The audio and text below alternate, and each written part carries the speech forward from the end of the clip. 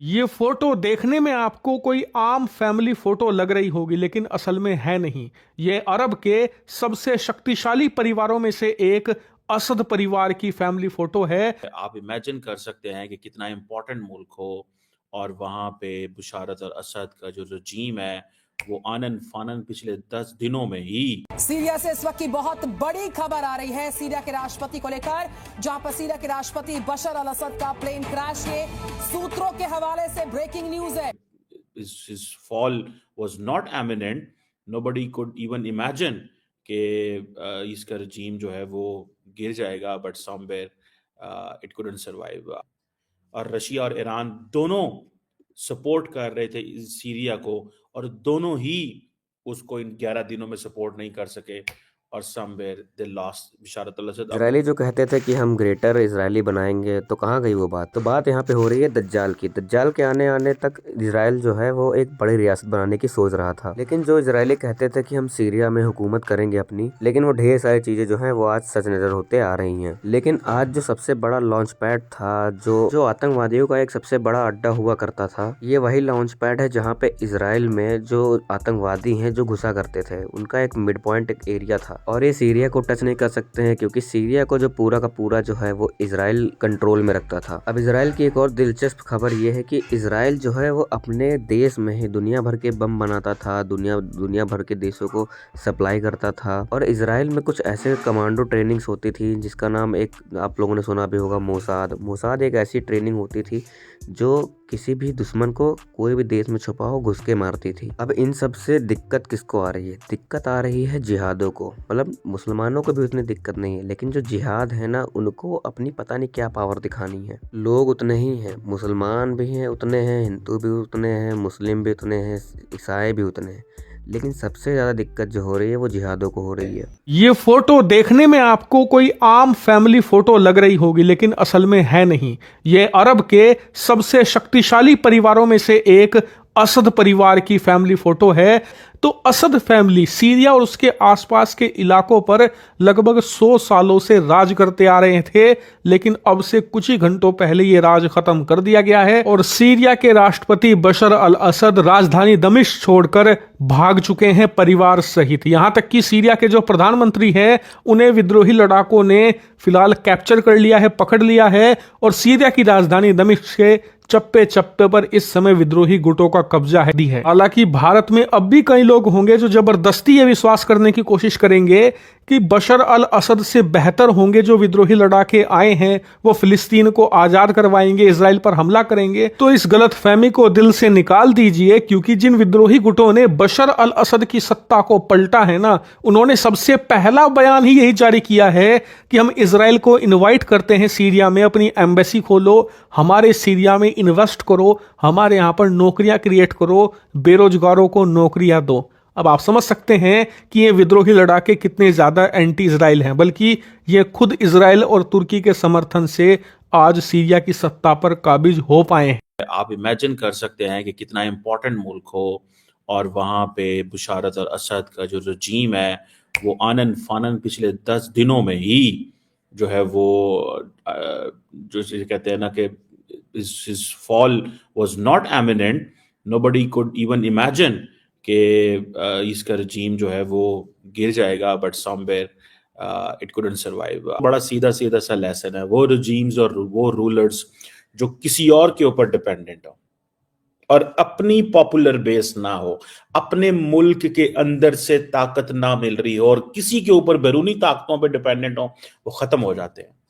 और रशिया और ईरान दोनों सपोर्ट कर रहे थे इस सीरिया को, और दोनों ही उसको इन 11 दिनों में सपोर्ट नहीं कर सके, और somewhere they lost Bashar al Asad. अब बिशारत अल असद वहां से निकल गए हैं।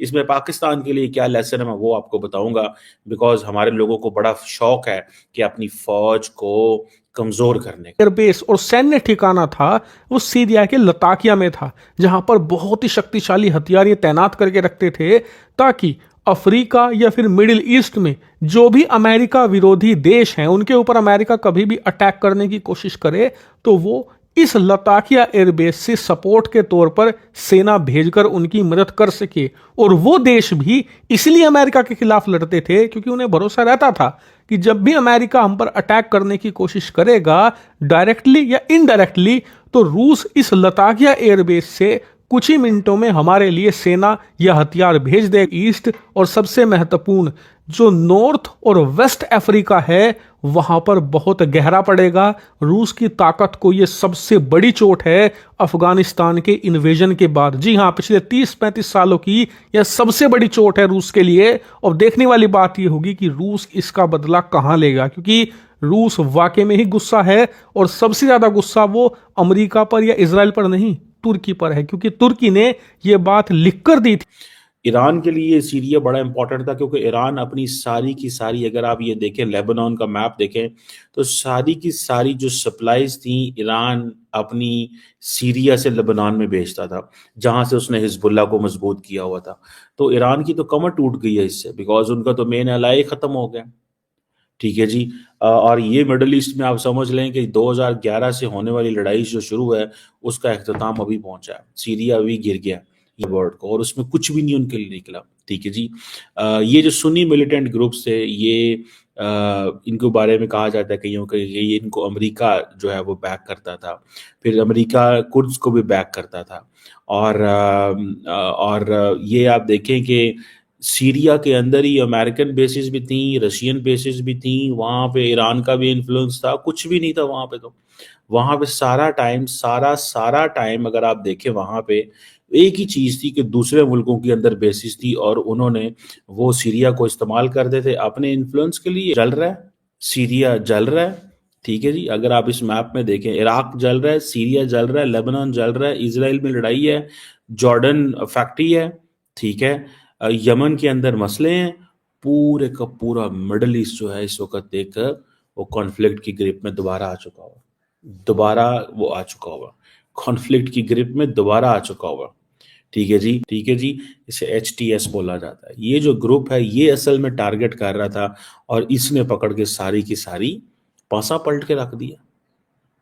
सीरियन आर्मी बहुत बड़ी जगह पे मौजूद थी, एक बड़े हिस्से में, ठीक है जी, जगह मौजूद थी। कुछ अलेप्पो का, इदलिब का, हमा का कुछ इलाका था जहाँ पे वो मौजूद नहीं थी, लेकिन अदर दैन दैट वहीं पे मौजूद थी।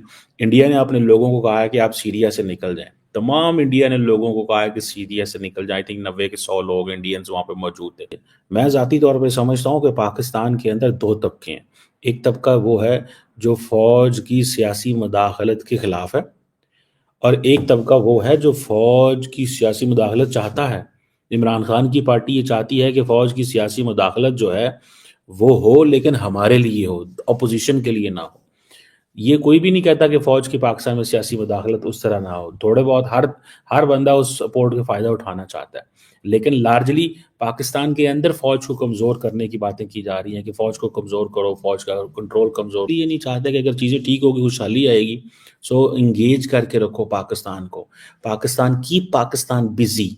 ये इजराइल आज से नहीं बोल रहा है कि हम पूरे वर्ल्ड पे हुकूमत लाएंगे अपनी, ये बहुत दिनों से बोल रहा है। ये तो अब चर्चा में आया है क्योंकि इजराइल जो है उनका मानना ये है, उनकी बाइबल वगैरह में लिखा हुआ है कि अब जैसे हिंदुओं में है कि कल की अवतार होगा, वैसे उनके में भी कोई दज्जाल नाम का कुछ, मतलब उनके अपने ही कुछ मिथ्स हैं या जो भी है आइडियोलॉजी है। तो उनका कहना ये है कि जब दज्जाल आएंगे तब उनका जो हुकूमत है पूरे के पूरे वर्ल्ड में फैलेगा। अब ये बात इतनी चर्चा में क्यों आ रही है? अब उनका कहना ये है कि अब वो तभी आएंगे जब पूरा का पूरा जो इजराइल है वो पूरा ग्रेटर इजराइल बन जाएगा ना, उसके बाद होगा ऐसा अवतार होगा। अब ये ऐसा क्यों कर रहे हैं? क्योंकि उनका मानना ये है कि जब ऐसा एक हब बन जाएगा, पूरा का पूरा यूनाइटेड इजराइल बन जाएगा, तब उनके जो दज्जाल है ना वो आएंगे तो उस पर विराजमान करेंगे। इसीलिए ये सब बना रहे हैं ग्रेटर इजराइल, और कोई रीज़न नहीं है इसके पीछे। अब ये अकेले तो पॉसिबल है नहीं, तभी इनके अगल बगल वाले देश वाले जो हैं वो सोच रहे हैं तुम कैसे बना लोगे। अब पहले वाली बात तो रही नहीं है कि लोग एकदम अंधा भक्त हों, इसीलिए सारा का सारा बवाल उठ के आ रहा है सामने।